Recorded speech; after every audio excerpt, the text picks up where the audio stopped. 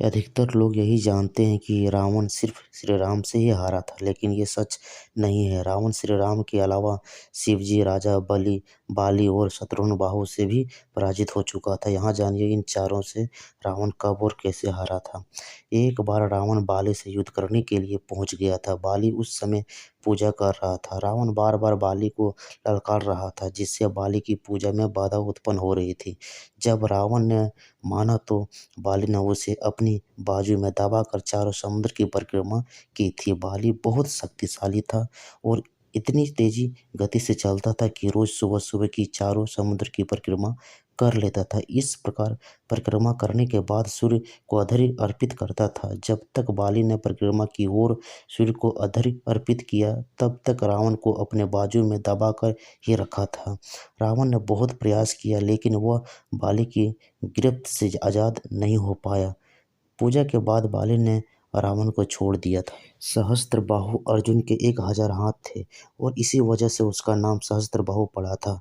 जब रावण सहस्त्रबाहु से युद्ध करने पहुंचा तो सहस्त्रबाहु ने अपने 1000 हाथों से नर्मदा नदी के बहाव को रोक दिया था। सहस्त्रबाहु ने नर्मदा का पानी इकट्ठा किया और पानी छोड़ दिया, जिससे रावण पूरी सेना के साथ ही नर्मदा में बह गया। इस अपराध के बाद एक बार फिर रावण सहस्त्रबाहु से युद्ध करने पहुंच गया था। तब सहस्त्रबाहु ने उसे बंदी बनाकर जेल में डाल दिया था। दैत्यराज बलि पाताल लोक के राजा थे। एक बार रावण राजा बलि से युद्ध करने के लिए पाताल लोक में उनके महल तक पहुंच गया था। वहां पहुंचकर रावण ने बलि को युद्ध करने के लिए ललकारा। उस समय बलि के महल में खेल रहे बच्चों ने ही रावण को पकड़कर घोड़ों के साथ अस्तबल में बांध दिया था। इस प्रकार राजा बलि के महल में रावण की हार हुई। रावण बहुत शक्तिशाली था और उसे अपनी शक्ति पर बहुत ही घमंड भी था। रावण इस घमंड के नशे में शिव जी को हराने के लिए कैलाश पर्वत पर पहुंच गया था। रावण ने शिव जी को युद्ध के लिए ललकारा, लेकिन महादेव तो ध्यान में लीन थे। रावण कैलाश पर्वत को उठाने लगा, तब शिव जी ने पैर के अंगूठे से ही कैलाश का भार बढ़ा दिया। इस भार को रावण उठा नहीं सका और उसका हाथ पर्वत के नीचे दब गया।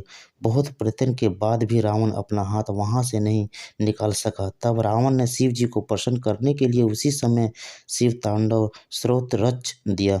शिव जी के इस स्रोत से बहुत प्रसन्न हो गए और उसने रावण को मुक्त कर दिया। मुक्त होने के पश्चात रावण ने शिव जी को अपना गुरु मान लिया। दोस्तों, इस स्टोरी से आप लोगों को अगर कुछ सीखने को मिला है तो कमेंट में ज़रूर लिखिए। लाइक कीजिए, शेयर कीजिए और सब्सक्राइब। जय श्री राम।